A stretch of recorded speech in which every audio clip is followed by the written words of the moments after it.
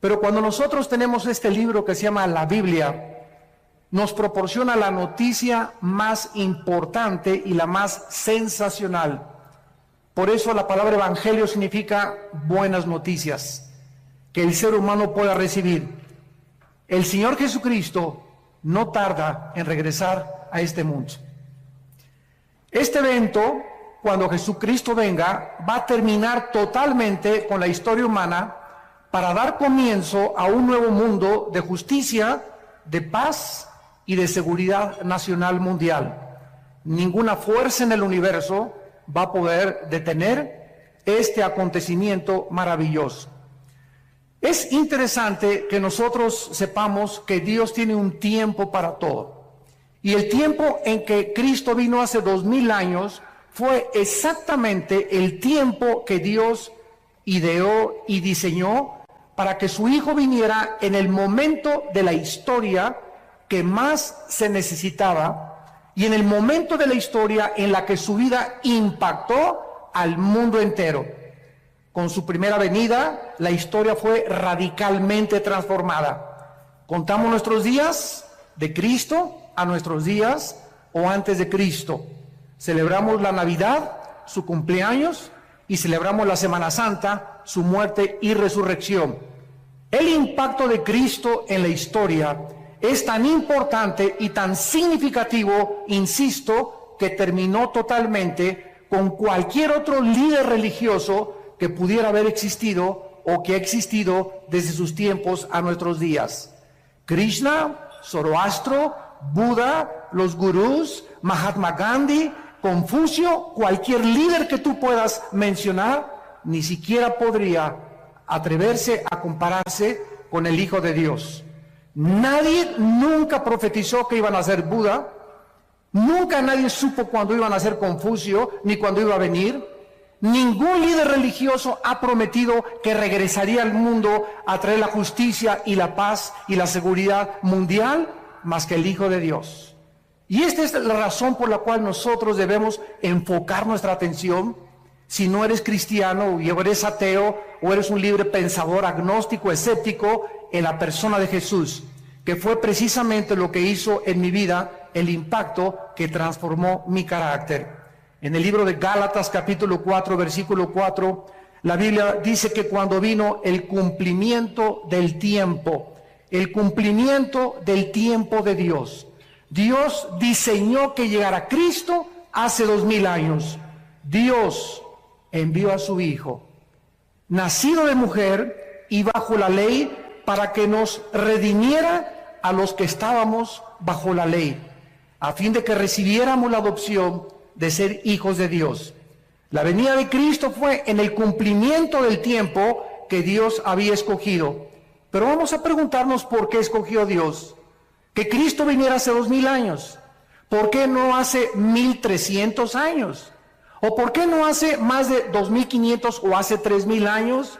Y aquí es donde encontramos la sabiduría de Dios en la Biblia. En primer lugar, Dios escogió que viniera Cristo en su primera venida hace 2000 años porque el Imperio Romano comenzó a abrir por primera vez en la historia carreteras, caminos por todos lados en Europa.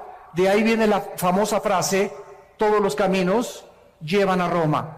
El Imperio Romano abrió caminos, carreteras por donde marchaban sus ejércitos, y estos caminos pavimentaron el camino para que los discípulos de Cristo cumplieran la orden que Jesús les había dado.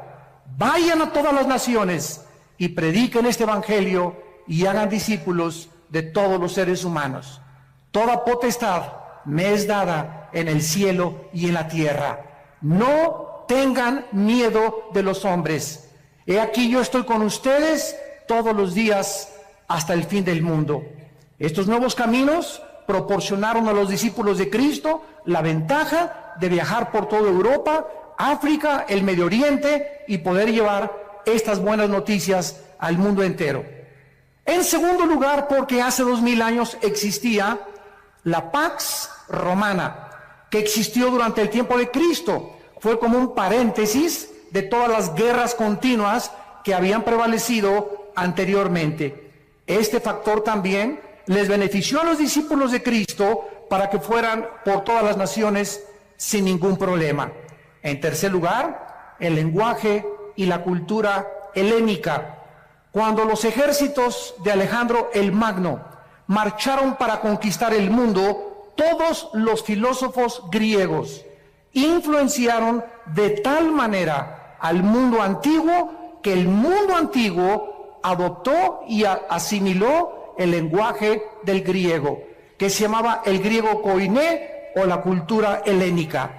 Como consecuencia, cuando Cristo vino, el mundo entero hablaba el griego y dominaba el helenismo. Esta igualdad de lenguaje y filosofía, al igual que los caminos que abrió Roma, pudieron prevalecer para poder llevar el evangelio y que no tuvieran absolutamente ningún problema en poder difundir las noticias de la salvación en Cristo Jesús. Pero en cuarto lugar, lo más importante por lo cual Dios envió hace 2000 años a Cristo al mundo fue por el gran vacío que existía en la humanidad, que se vuelve a repetir exactamente 2000 años después, en la época, en el siglo XXI en que estamos viviendo. Las diversas y los cientos de religiones que había en tiempos de Cristo, con los miles de dioses de los griegos paganos, no pudieron nunca satisfacer ni a poder llenar el hambre de la humanidad de aquellos tiempos. Además, la inmoralidad, el paganismo, la idolatría, la depravación sexual, las filosofías griegas no pudieron satisfacer las necesidades más profundas del alma humana. En su primer carta a los Corintios, el apóstol Pablo lo escribe de esta manera en el versículo 1, versículos 18 en adelante. Y Cristo se dirige a los griegos, a los filósofos, aquellos que nadie ha podido comparar en 2000 años, los que se la pasaban interpretando el mundo, mientras Jesús venía a cambiar el mundo. Y dice el apóstol Pablo, porque la palabra de la cruz es locura a los que se pierden. Los griegos decían, ¿cómo puede el Hijo de Dios dejarse matar? Nuestros dioses Zeus, nuestros dioses titanes y todos los grandes de la mitología griega son dioses poderosos. Un Dios nunca permitiría que mataran a su Hijo. Fue locura para los griegos, para la sabiduría humana, que Jesús muriera crucificado. Pero para los que se salvan, dice el apóstol Pablo, a nosotros es poder de Dios. ¿Qué hizo Dios hace 2000 años? Destruyó la sabiduría de los sabios y desechó el entendimiento de los entendidos. Dios hace 2000 años, a través de Cristo, envió este mensaje a todos los filósofos. Ninguna alma humana tiene la capacidad intelectual para entender a Dios. Nadie podrá, a través de sus proposiciones filosóficas, a través de sus conjeturas, a través de sus hipótesis, a través de sus especulaciones racionales, poder comprender a Dios. ¿Por qué? Porque los pensamientos de Dios son mucho más grandes que los pensamientos humanos. Y los caminos de Dios, la forma como Dios actúa, es mucho, mucho, mucho más grande y diferente a como nosotros creemos que Él debería de caminar. Entonces, para que podamos alcanzar los pensamientos de Dios a través de nuestro intelecto, jamás lo hubiéramos podido lograr. ¿Qué hizo Dios? Envió del cielo a su Hijo a este mundo. Y Cristo nos trajo a este mundo los pensamientos de su Padre. Nos dijo cómo era Dios. Nos dijo cómo hablaba Dios. Si tú quieres conocer a Dios, ve a Jesucristo. Si quieres saber cómo piensa Dios, estudia la vida de Cristo, porque Él es la imagen del Dios invisible, el primogénito de los muertos, el creador del universo. Dios pues nos habló a través de Cristo, y el apóstol Pablo entonces reta a los filósofos y les dice, ¿dónde están los sabios? ¿Dónde están los que todo lo alegan en la televisión y en el radio y en las películas? ¿No ha enloquecido Dios la sabiduría del mundo? La Biblia está diciéndote, tráeme a tu gallo Giro. ¿Quién es para ti el más sabio, la persona más inteligente, el filósofo más grande, tu héroe. Tráemelo, dice Dios, y ponlo aquí, y ponemos a Jesús a un lado. ¿En quién vas a pensar? ¿En Platón? ¿Sócrates? ¿Alejandro el Magno? ¿Oscar Wilde? ¿Zoroastro? ¿Buda? ¿Mahatma Gandhi? Piensa. Dios nos está retando. Tráeme a tu gallito Giro. Piensen ustedes en el personaje que más ha impactado tu vida y comparémoslo con Jesucristo. Tráeme el libro que tú quieras de literatura, de genética, de historia, de geografía, de antropología, de aritmética, de física, de genética. Pónmelos aquí y ponemos la Biblia a un lado. No hay ninguna obra ni volumen en la literatura que se pueda comparar con la Biblia. Este es el mensaje que me ha gustado llevar a las universidades. Y retando a los universitarios les he dicho lo mismo. Tráiganme ustedes y vamos a discutir y vamos a argumentar contra Marx, contra Freud, contra Carlos Darwin, contra Friedrich Nietzsche, contra Carlos Sagan, contra el que tú quieras. Cristo destruye la sabiduría y la filosofía humana. ¿Por qué? Porque son hombres. Hombres como tú y como yo, frágiles, con pies de barro, que no tenemos la capacidad más que limitada para poder llegar a un cierto punto de comprensión. Y el mundo se ha pasado tratando de entender el mal, la existencia de la maldad, que es el problema número uno de la filosofía y de los teólogos en la humanidad. La humanidad vivía en las peores condiciones en aquel tiempo y entonces la Biblia dice, ya que la sabiduría de Dios. El mundo no conoció a Dios mediante la sabiduría, ni de Platón, ni de los griegos, ni de Sócrates, ni de Carlos Marx, ni de ningún hombre puede darnos el conocimiento de Dios. Agradó a Dios salvar a los creyentes por la locura de la predicación. Dios escoge un mensaje que es locura al intelecto humano. Y el mensaje es este: cree en Jesucristo, lo que Él hizo en la cruz del Calvario, invítalo a tu vida como tu Salvador y Dios te perdona tus pecados, pasados, presentes y futuros. Recibes la eternidad en ese momento y en ese momento el intelecto humano comienza a luchar. No puede ser tan fácil. Yo tengo que irme de rodillas a la villa, tengo que hacer algunas obras, tengo que hacer esto y el otro, tengo que hacer 5 asilos, tengo que construir 10 orfanatorios, tengo que hacer algo para poder entrar al cielo. Dios dice, mis pensamientos no son tus pensamientos, sométete a mis términos, la salvación es por gracia, no es por obras. Y este mensaje contradice todas las religiones, porque todas las religiones sin excepción enseñan que debemos hacer algo. Claro que después de recibir a Cristo tenemos que manifestar de que somos cristianos con las buenas obras, pero nuestras buenas obras no son el medio para salvarnos, son solamente un punto intermedio entre la salvación y lo que Dios dijo en su palabra. O sea, no es las obras lo que nos salva, sino el fruto de nuestra salvación. No nos portamos bien para irnos al cielo, nos portamos bien porque tenemos a Cristo y lo tenemos que demostrar por la forma en que vivimos.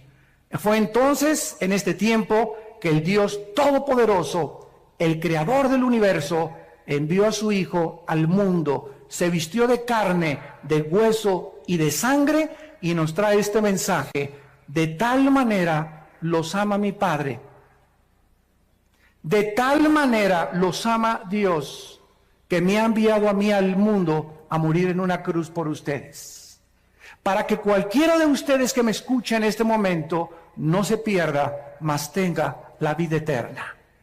Mas Dios mi Padre muestra su amor a ustedes en que siendo pecadores, yo voy a morir en tu lugar y en mi lugar, en una cruz. Para que toda la gloria de la salvación tuya y mi salvación no sea para ti.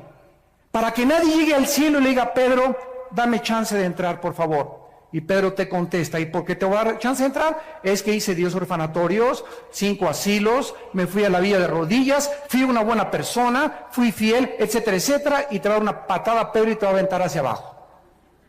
porque nadie va a entrar al cielo por sus buenas obras, sino por la sangre derramada en una cruz.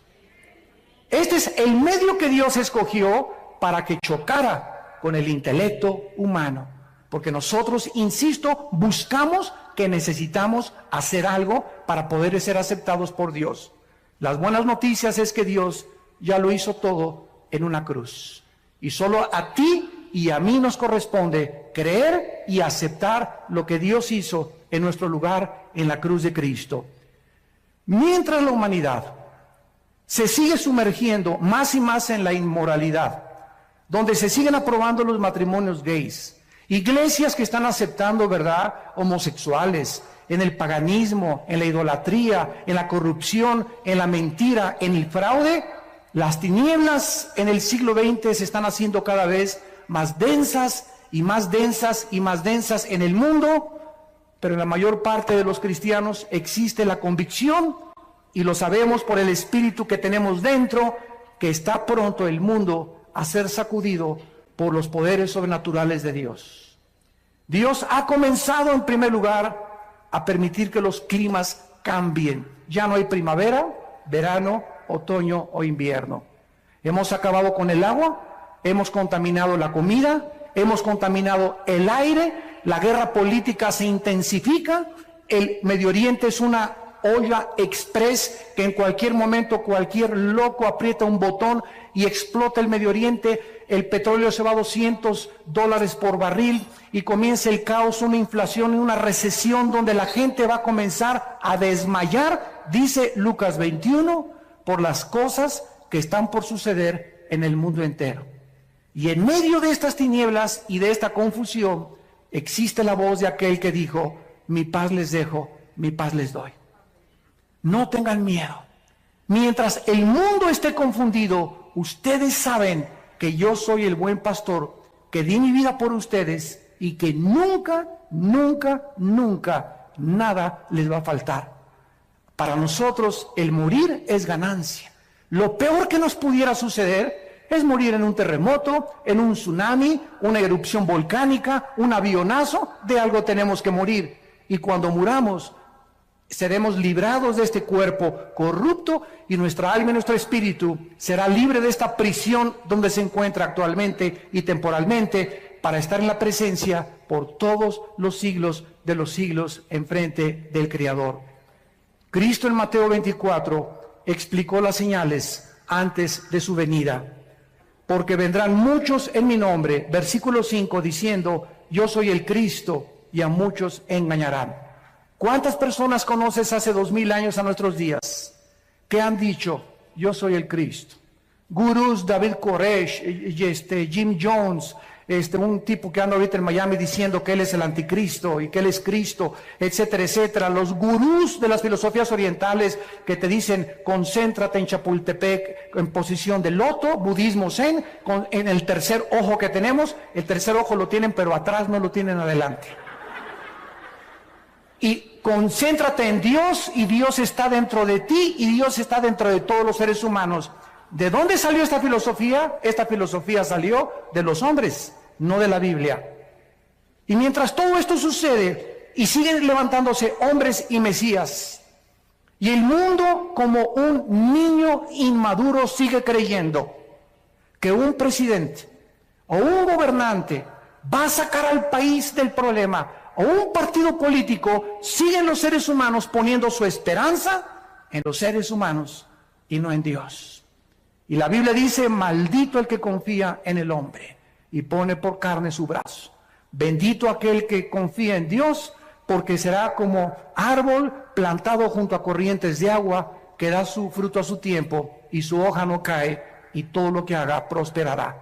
Nuestra confianza está en Dios. Nuestra confianza y esperanza no está en ningún político, en ningún partido, en ningún sistema político, ni socialista, ni comunista, ni democrático. Ningún sistema es perfecto, ningún estadista es perfecto, solo Jesucristo fue perfecto.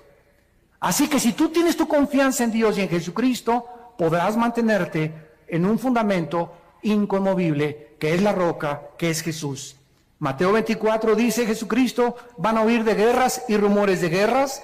Miren que no se turben, porque es necesario que esto acontezca, pero aún no es el fin. 1914, Primera Guerra Mundial de la historia. 1939, Segunda Guerra Mundial de la historia. De 1945 a nuestros días, 445 revoluciones, más de 370 golpes de Estado, más de 15 de cuantos genocidios. El siglo XX es el siglo donde más sangre se ha derramado, donde más guerras, donde más genocidios. José Stalin, Adolfo Hitler, Idi Amin, Lao Tse-tung, Mao Tse, y todos ellos, ¿verdad? Millones de personas mataron, pero al mismo tiempo, e irónicamente, el siglo XX se caracterizó por ser el siglo donde más alta tecnología alcanzó el ser humano y donde más descubrimientos científicos se han logrado en toda la historia de la humanidad. Qué ironía que mientras el ser humano evoluciona en ciencia y en tecnología, se hunde en contrario en su moral. Cada vez se deprava más, cada vez hay más pastillas tranquilizantes, cada vez hay más confusión, porque el ser humano no fue nacido para él solucionar los problemas mundiales. Para eso tenemos a un Dios que dio su vida por nosotros en una cruz. Dice Cristo, iban a haber pestes. Te sonó la campana, ¿verdad?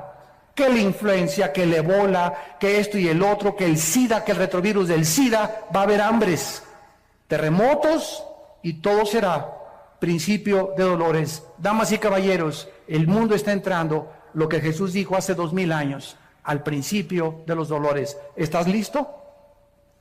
Esto no es una coincidencia que hayas venido esta mañana a este desayuno.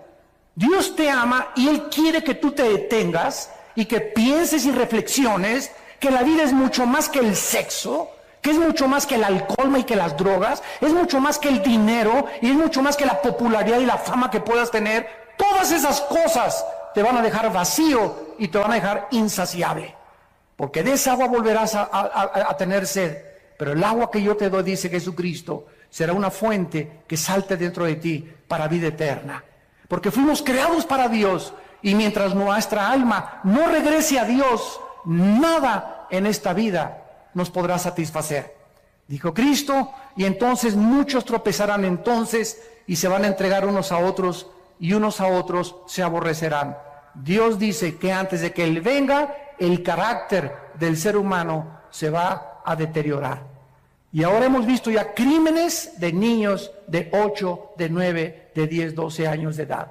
Maestras de escuela acostándose con niños de 12, 13 años de edad, las maestras de 30 años. Madres que ahogan a sus hijos en los ríos y que los sacrifican porque el novio no le gustaron los hijos que tienes.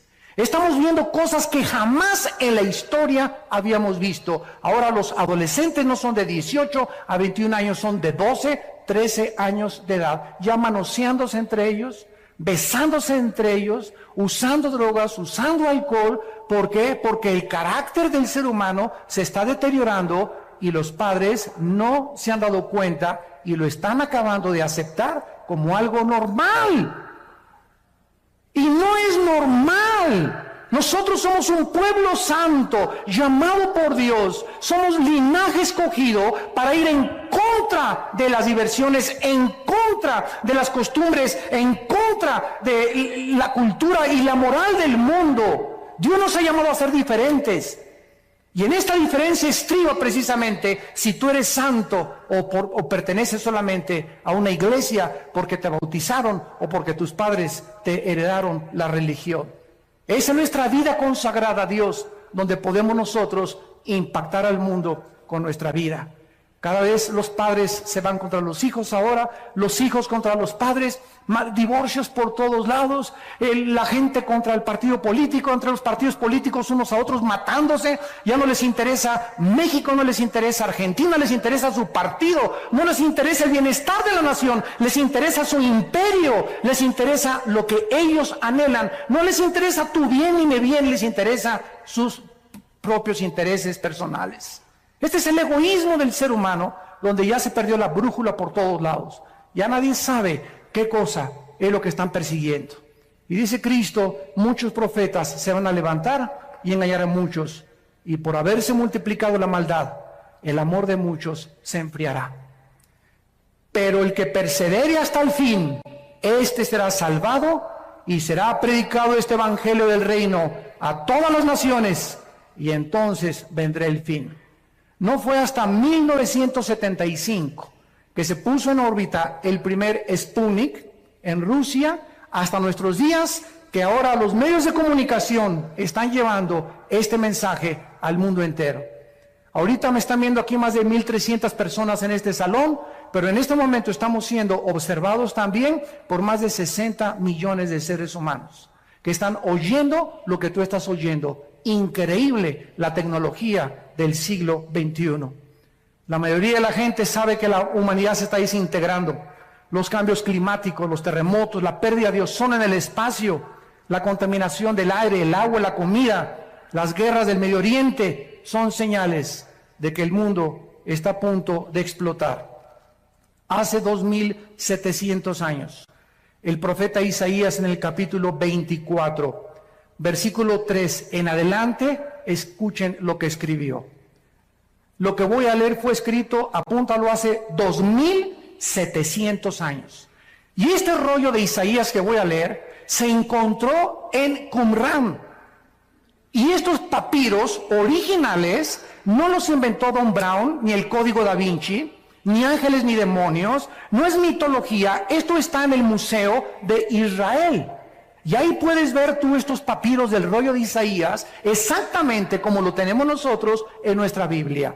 Así que si alguno tiene una duda de la veracidad de los documentos históricos de la Biblia, ahí están los documentos originales que te dan testimonio de que esto es realmente palabra de Dios. Dice Isaías 24, versículo 3, la tierra será vaciada, completamente saqueada.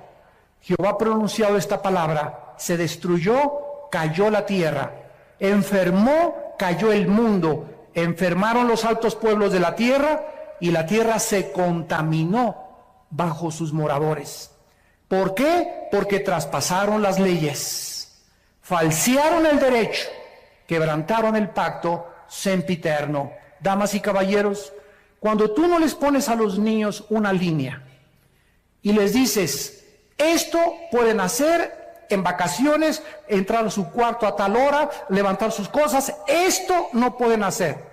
No puedes salir de tu cuarto después de las 9 de la noche, no puedes hacer estas cosas. Si no ponemos una línea de demarcación a nuestros jóvenes, a nuestros niños, y si el gobierno no tuviera parámetros como los altos y los semáforos que te dice la luz amarilla, párate, porque si te pasas no sos responsable de un accidente, entonces el mundo sería una anarquía total. Dios ha establecido líneas morales. La moralidad no la puede legislar un gobierno, porque hay gobiernos que permiten las drogas, que quieren legislar las drogas, hay otros que permiten la homosexualidad, así que el gobierno no puede tener la moral absoluta. Solo Dios, nuestro Creador, nos puede decir, estas son las líneas de demarcación. Y Dios en la Biblia ha establecido que el matrimonio sea entre un hombre y una mujer. No entre Pepe ni Pancho, ni entre Lupita ni Carmelita. Dios le trajo una mujer a Adán para que los dos pudieran interrelacionarse con órganos reproductores sexuales diferentes, para que pudiéramos ser colaboradores con Dios entre seres humanos. ¿Qué ha dicho el hombre? Dice la Biblia, traspasaron las leyes. A mí no me importa lo que dice, a mí me importa ser feliz y no me importa lo que la cultura ni lo que la moral diga. Y los gobiernos, como son democráticos, ante la presión de los homosexuales y de los grupos degenerados, el gobierno no tiene más que legislar y decir, para poder comprar votos, pues vamos a legislar la inmoralidad y la homosexualidad. Hemos llegado al punto donde hemos falseado el derecho, hemos quebrantado el pacto con Dios. Nos estamos, escúchenme muy bien, la humanidad nos estamos convirtiendo en animales. En animales. Donde te matan, donde te secuestran, donde creen que el otro día vi un anuncio que decía, no a la pena de muerte porque nos convierte en asesinos. El partido que escribió eso no tiene el mínimo conocimiento de lo que significa la retribución y no la venganza. Cuando un gobierno ejecuta la pena de muerte, no está asesinando, porque Dios le dio la prerrogativa al gobierno de ejercer la pena capital, porque de acuerdo a Dios, escúchenme, señores políticos, de acuerdo a Dios hay seres humanos que han perdido el derecho de seguir vivos, que se han convertido en animales y que son lobos rapaces buscando a tus hijos para secuestrarlos, destruir tu familia, destruir la sociedad, causar temor, y esas personas, de acuerdo a Dios, han perdido el derecho de vivir. Porque es preferible que uno muera y que no secuestren a 50 y que paguen por uno solo. Esta es la filosofía y el pensamiento de Dios, no es el de nosotros. Pero nosotros entramos en una misericordia falsa. Ay, no, pobrecito. Todos los que han agarrado han dicho, prefiero que me maten a estar 75 años en la cárcel.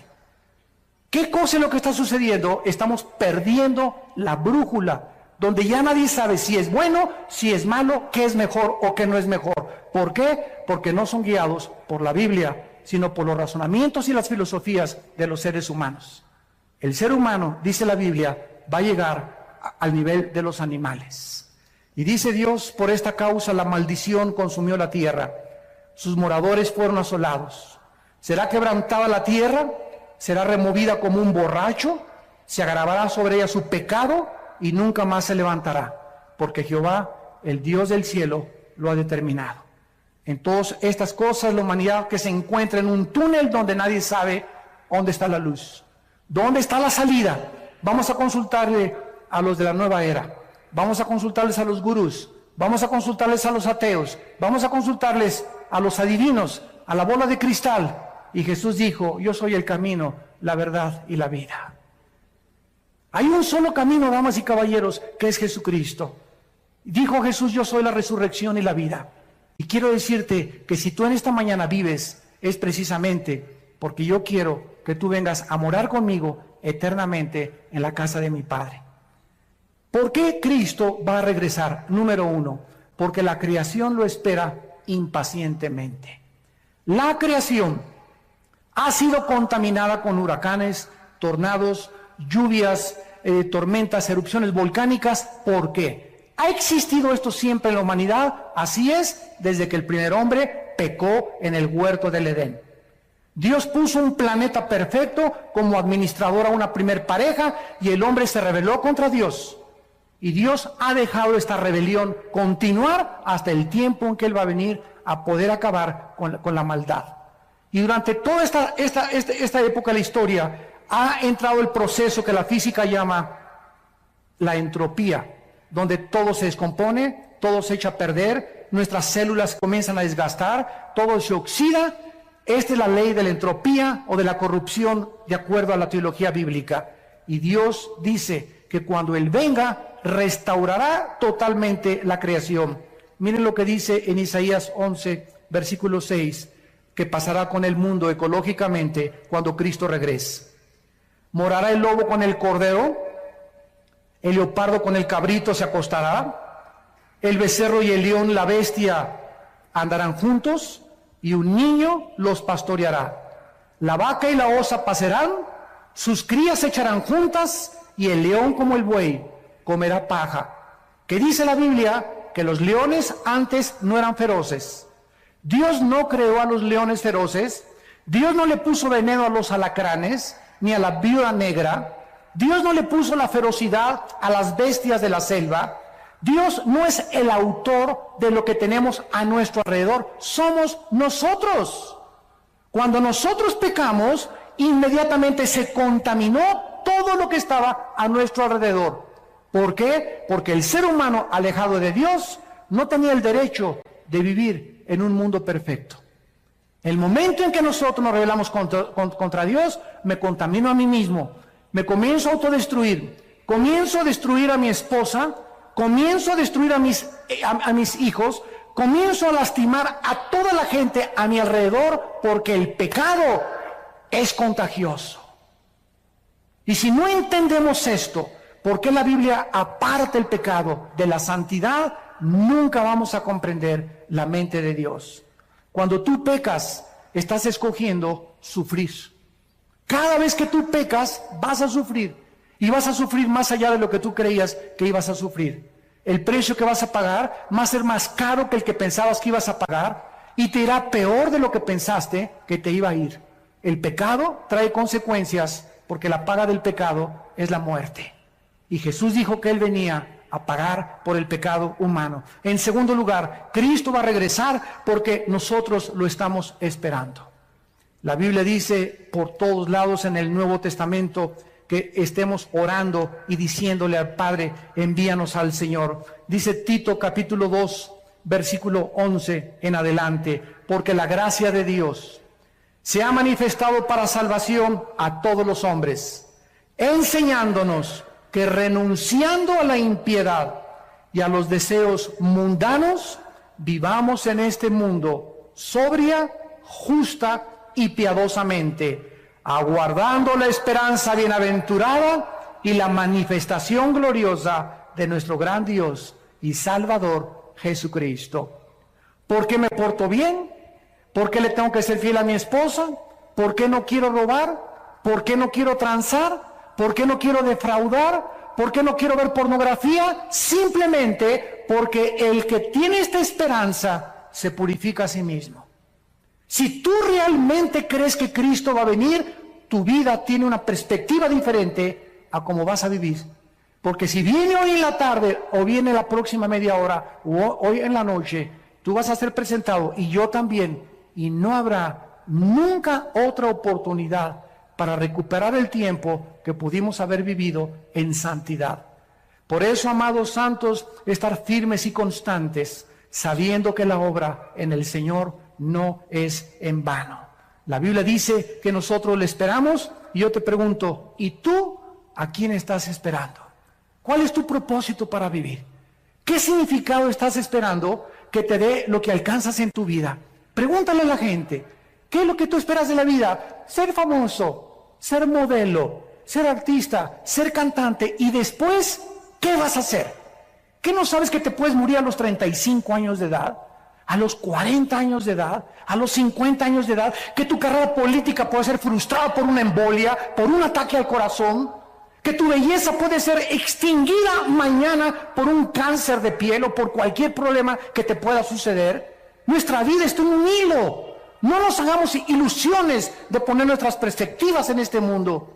Está bien que queramos distinguirnos y todo, pero para la gloria de Dios, no para nuestros propios intereses. Si tu esperanza no está en Cristo, no eres más que una pobre criatura, desventurada, pobre, desnuda y triste delante de Dios. Porque lo que le da significado a nuestra vida es esperar a Cristo. En tercer lugar, Cristo tiene que venir porque la justicia lo demanda legalmente. Si Dios es justo y Dios ama la justicia, cuando Él venga, tiene que castigar el pecado. La paga del pecado es la muerte. ¿Cuántas personas conoces tú que se han muerto sin ir a la cárcel? ¿Cuántas personas hay en la cárcel que deberían estar afuera? ¿Y cuántas personas hay afuera que deberían estar encerrados, pero por su influencia o por su dinero pueden salvarse del castigo judicial en este mundo? Escúchame, Dios algún día te va a pagar con todo lo que hiciste. No hay ninguno de nosotros que se le pueda escapar a Dios en el día del juicio, por cuanto Dios ha establecido un día en el cual juzgará al mundo con justicia, dando testimonio a los hombres con haber levantado a su Hijo de entre los muertos. En cuarto lugar, Cristo va a regresar para cumplir las profecías que Él dijo acerca de su venida. En el capítulo 14 de Juan, antes de morir, el día antes, Jesús les dijo a sus discípulos: no se turbe vuestro corazón, creen en Dios, creen también en mí. No permitas en estos meses y años que estamos viviendo que nada de las noticias, que el petróleo cayó, que el dólar cayó, que no hay trabajo, no permitan, dice Dios, que nada les robe su paz. Lo que nos hace ser vencedores ante las circunstancias adversas del mundo es la paz de Dios.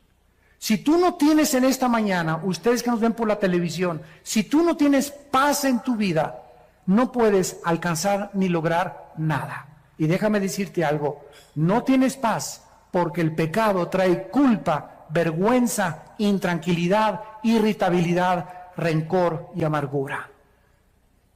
Cada vez que pecas, pierdes la paz, pierdes la tranquilidad, no te aguanta ni tu perro.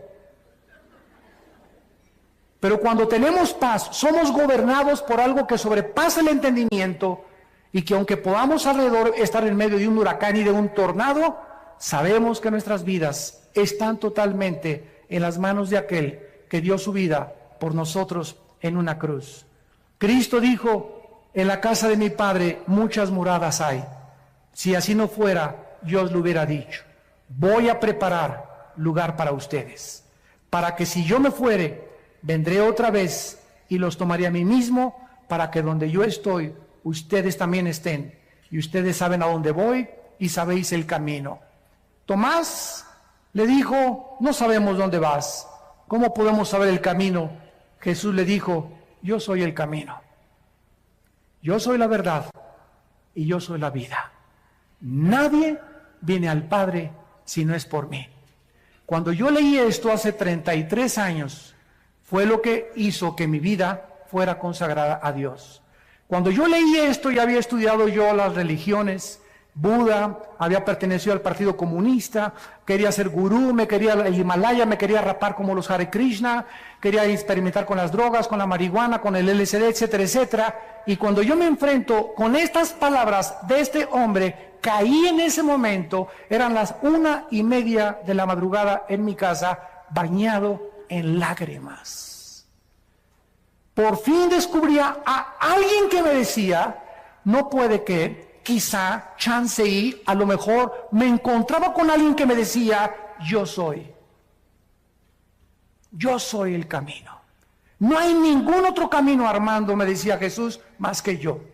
Cualquier otro camino en el que tú te encuentres es un camino que conduce a la muerte. Yo soy el camino por donde tú debes andar, agárrate de mi mano, dice Jesús, y vas a caminar conmigo, y vas a tener vida y vida en abundancia, y además cuando mueras, vas a seguir siendo pastoreado por toda la eternidad por mi Padre. Cristo viene para cumplir sus promesas que Él nos ha hecho. Y terminamos viendo los contrastes entre la primera y la segunda venida de Jesucristo. En la primera venida de Jesucristo, Él vino a quitarse el trono, la corona, los vestidos reales y bajó a un mundo de pordioseros. Bajó a un basurero que es el planeta Tierra. Y estando en la condición de hombre, no invitó a su nacimiento al Chadirán, ni a la Pompidou, ni a los Richelieu, no inventó a la clase media alta, ni a los políticos, ni a los encumbrados. Cuando Él nació, imagínate esto, el creador del universo nace en un pesebre. ¿Qué nos dice esto? Que Dios es un Dios humilde. Y que ese carácter de Dios lo debemos llevar nosotros en nuestra alma. Inmediatamente la humildad se refleja en los que siguen a Jesucristo de todo corazón. Y lo contrario es la pomposidad, la vanidad, la altanería, la soberbia, el orgullo que gobierna a los seres humanos. El desprecio por las clases marginadas, el creerse que por ser socialmente más educado o tener mejor coche o mejor color de piel o mejor esto, inmediatamente lo notamos en aquellas personas que no conocen al Hijo de Dios. Cuando Cristo venga, vendrá con toda su gloria, con toda su potestad, con todo su reino para gobernar para siempre. Dice Mateo 24:29, e inmediatamente después de la tribulación, el sol se oscurecerá, la luna no dará su resplandor, las estrellas caerán del cielo y las potencias de los cielos serán conmovidas, y entonces aparecerá la señal del Hijo del Hombre en el cielo, y entonces lamentarán todas las tribus de la tierra y verán al Hijo del Hombre viniendo sobre las nubes del cielo con gran poder y con gran gloria. Vino como un siervo, cuando Él venga, viene a reinar sobre nosotros. En segundo lugar, vino como un cordero en su primera venida, cuando estaban tus enemigos, no abrió su boca. Pilato le dijo, defiéndete, ¿qué no sabes que tengo poder para crucificarte o para soltarte? Cristo sabía que su vida no dependía de un gobernador. Y le contestó a Pilato y le dijo, ninguna autoridad tendrías si no te fuera dada del cielo. Él vino a entregarse como un cordero, pero cuando Él regrese, vendrá como el león de la tribu de Judá, a juzgar a los vivos y a los muertos. En su primera venida fue juzgado.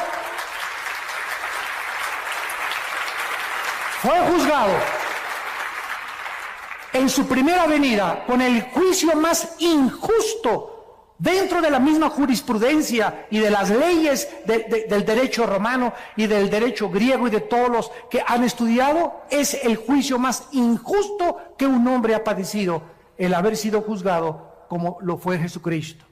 En su segunda venida, Él vendrá como el juez de toda la humanidad. En primera venida el mundo lo juzgó y dijeron, crucifíquenle, crucifíquenle. Cuando Él venga en su segunda venida, en estos días o en estos meses o en los próximos años, viene a juzgar a todos aquellos que se burlaron de Él. Y en cuarto lugar, cuando Él vino, nació en un pesebre. Creció como un humilde carpintero y entró a Jerusalén en un burrito. No como los centuriones romanos montados en caballos blancos y con una diadema de hojas de olivo. Él entró en un burrito a Jerusalén lleno de lágrimas, diciéndole al mundo, ustedes deben arrepentirse de sus pecados. Pero cuando Él venga por segunda vez, vendrá en un caballo blanco y seguido de millones y millones de ángeles y de santos que vendremos con Él. Y dice Apocalipsis 19, entonces vi el cielo abierto, versículo 11, y un caballo blanco, y el que lo montaba se llama Fiel y Verdadero, con justicia juzga y pelea. Sus ojos eran como llama de fuego, había en su cabeza muchas diademas, y tenía un nombre escrito que ninguno conocía, sino Él mismo. Estaba vestido de una ropa teñida en sangre, y su nombre es el Verbo de Dios. Y los ejércitos celestiales, vestidos de lino finísimo, blanco y limpio, le seguían en caballos blancos. De su boca sale una espada aguda para herir a las naciones, y Él las regirá con vara de hierro, y Él pisa el lagar del vino del furor de la ira del Dios Todopoderoso. Y en su vestidura y en su muslo tiene escrito este nombre, Rey de Reyes y Señor de Señores. Ven, Jesús, ven. Viene a triunfar, viene a traer justicia, viene por nosotros, viene a recompensarte. Y dice la Biblia finalmente en el capítulo 11 de Apocalipsis, y entonces los ancianos en el cielo se postraron y dijeron, Señor, te damos las gracias por el que eres y el que eras y que has de venir, porque has tomado tu poder y has reinado. Y se airaron las naciones, y tu ira ha venido, y el tiempo de juzgar a los muertos y de darle el galardón a tus siervos, los profetas, a los santos y a los que temen tu nombre, pequeños y grandes, y destruir a los que destruyen la tierra. El Señor Jesucristo viene a juzgarte. Y si tú recibes a Cristo en esta mañana, Él ya no viene como tu juez, Él vendrá como tu Salvador. Él vendrá como tu Redentor. Vendrá por ti y por mí para llevarnos con Él, para que los siglos venideros, que solamente pasamos por esta tierra temporalmente, podamos reinar por toda la eternidad con aquel que dice, he aquí yo soy el primero y yo soy el último. Yo soy el alfa y yo soy el omega. Vengo pronto con mi galardón para recompensar a cada uno según su obra. No quisieran muchos de ustedes en este momento abrirle tu corazón y recibirle en tu alma como tu Señor y como tu Salvador. Les pido por unos instantes, los que gusten, que inclinen su cabeza. Y ahí desde tu lugar, con toda la sinceridad y la honestidad de tu vida, sabiendo que no eres Dios, que tienes un límite para vivir y que después de la muerte viene el juicio, en este momento que tienes la oportunidad la lucidez mental y que tu corazón ha sido preparado por el Espíritu Santo, no cierres tu corazón contra Él y dile en tu alma: Señor mío y Dios mío, te pido perdón por mis pecados. Creo que en la cruz pagaste por ellos con tu sangre preciosa. Creo que a los 3 días resucitaste de los muertos. Y por ello te pido, porque sé que estás vivo, que entres a mi vida en este instante como mi Señor y mi Salvador. Lávame con tu sangre preciosa de todas mis maldades pasadas. Dame el poder de aquí en adelante de vivir para ti. Que pueda yo vivir para los demás. Que pueda amar a la gente como tú la amaste. Que pueda interesarme más la vida de los demás que mi propia vida. Porque ahora sé que ahí se encuentra la verdadera felicidad, en vivir para los demás. Señor Jesús, gracias por morir por mí, y te pido que me des el poder de los pocos días o años que me quedan de vida,